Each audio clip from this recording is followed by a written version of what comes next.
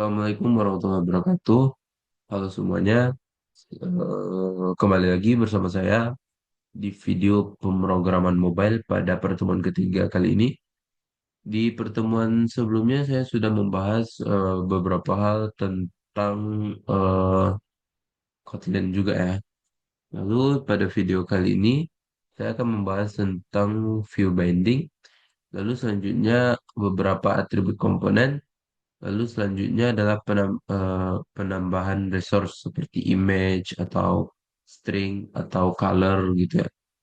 Selanjutnya yang terakhir adalah navigasi antar activity.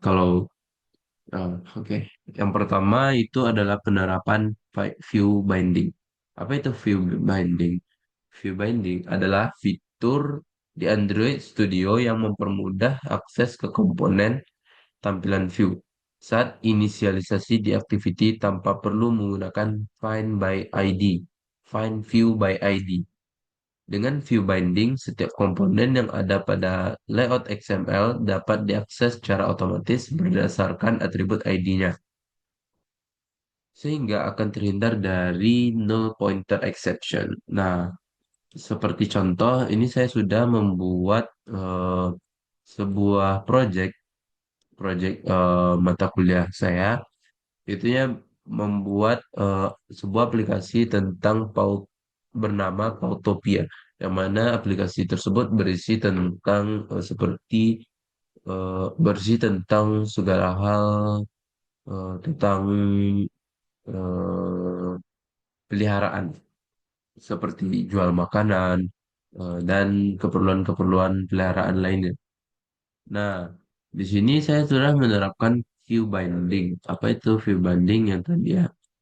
Ba- Binding ini caranya adalah dengan membuat terlebih dahulu seperti ini. Jadi kita mempersingkat codingan. Kita tidak perlu membuat di sini seperti file sebelumnya kita memanggil satu-satu, tidak perlu.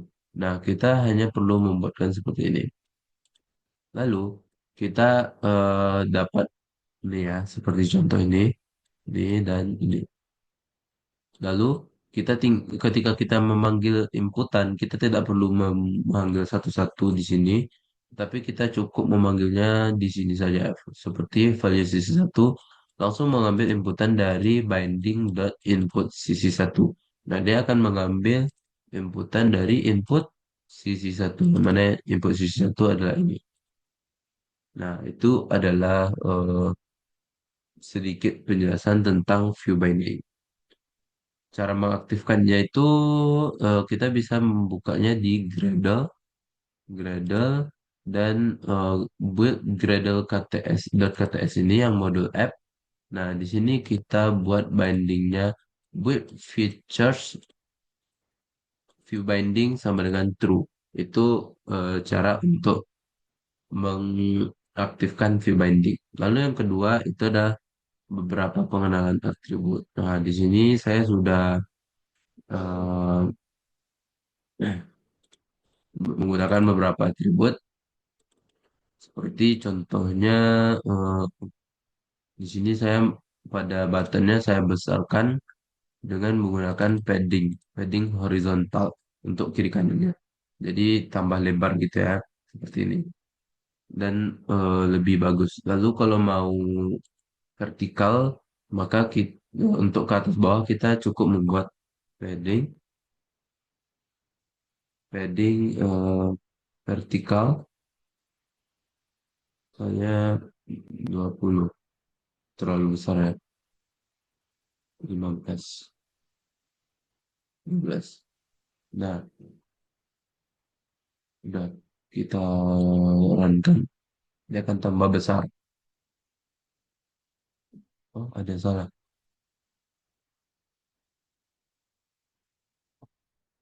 12 dp ya.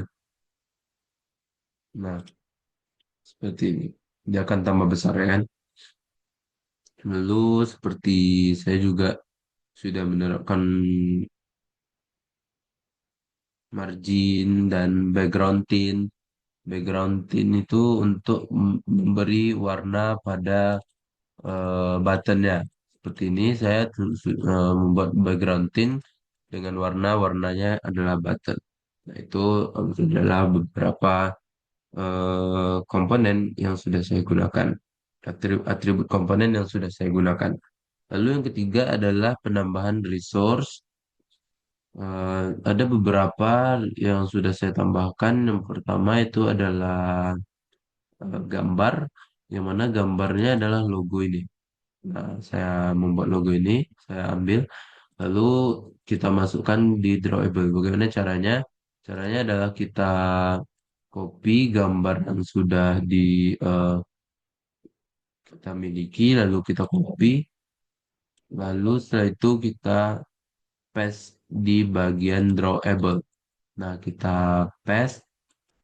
Nah, ini contohnya saya membuat nama logo contoh, contoh, contoh, contoh. Nah, itu sebagai contohnya. Dan dia udah masuk ke dalam eh, drawable gambar.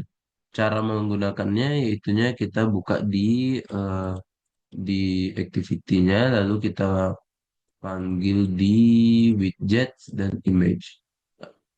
Image kita masukkan dan pilih image ya seperti ini. Nah, seperti itu ya. Karena saya sudah ada, jadi kita tidak perlu image ini lagi. Kita hapus saja.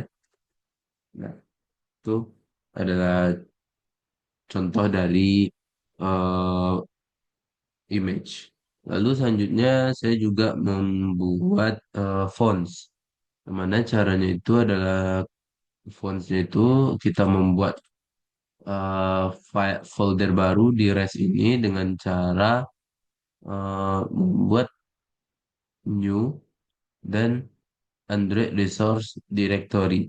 Nah, di sini kita bisa membuat font. Nah, seperti itu. Saya sudah membuatnya di sini. Lalu kita buat fontnya seperti sini. Di sini saya untuk teks reguler saya menggunakan Nunito dan untuk heading-heading saya menggunakan Fredoka.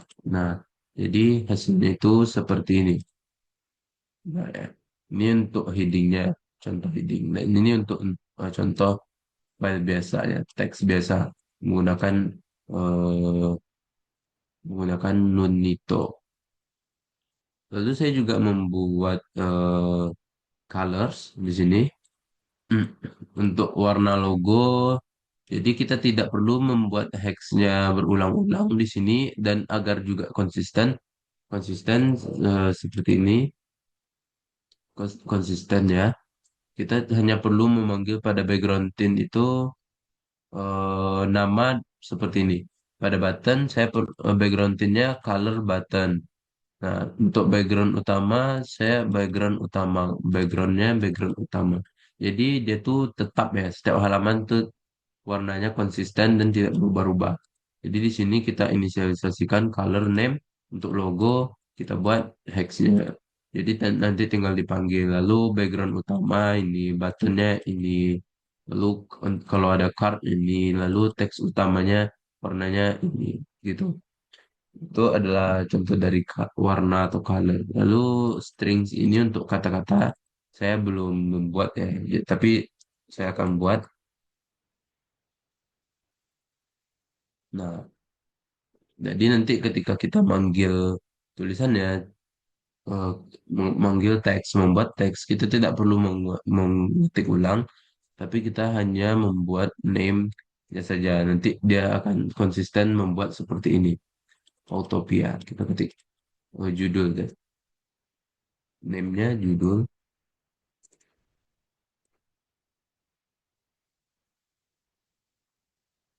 Nah, dia akan timbul Autopia. Bagaimana cara memasang font? Itu yang pertama kita download terlebih dahulu di Google Font. Nah, contohnya di sini saya akan mendownload Poppins. Nah, di sini kita kita buka dan kita get font. Ini Roboto ya. Kita get font, lalu kita download alt seperti itu. Lalu setelah itu dia akan download dan kita akan mengekstraknya. Seperti contoh Nunito tadi. Di sini saya mengambil yang reguler saya copy dan kita masukkan di dalam eh, font nih dengan cara paste. Nah, udah gini aja. Kita buat contoh. Udah. Ini tinggal dipanggil aja lagi kalau udah di sini ya. Apa saja karena tidak kita pakai kan dan udah ada. Jadi itu cara memasang font. Lalu yang terakhir saya akan menjelaskan bagaimana cara berpindah-pindah halaman seperti ini. Navigasi antara activity. Sebelumnya kita mengubah-ubah di Android Manifest kan. Jadi kita nggak perlu membuat di sini.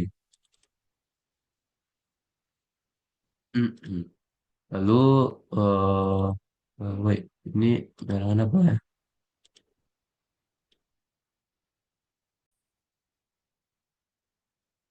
Ini karena kita ganti stringnya tadi kan, jadi error lah. Nah, J-nya besar rupanya.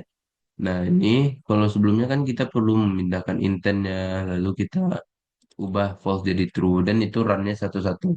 Nah, di sini kita tidak perlu seperti demikian lagi. Kita bisa memindah-mindah halaman hanya dengan mengklik button seperti login, misalnya kita login ya. Nah, login. Nah, dia akan pindah ke halaman lain. Bagaimana caranya? Yaitunya dengan menggunakan di bagian second activity, main activity, yaitunya dengan cara button to second. Sudah menggunakan binding ya. Jadi ketika di set on click listener, ketika kita klik dia akan pindah ke second activity. Nah, dia akan pindah ke second activity seperti ini. Itu ada contoh penjelasan singkat dari navigasi antar activity. Seperti itu. Mungkin cukup sekian video saya pada pagi hari ini. Terima kasih.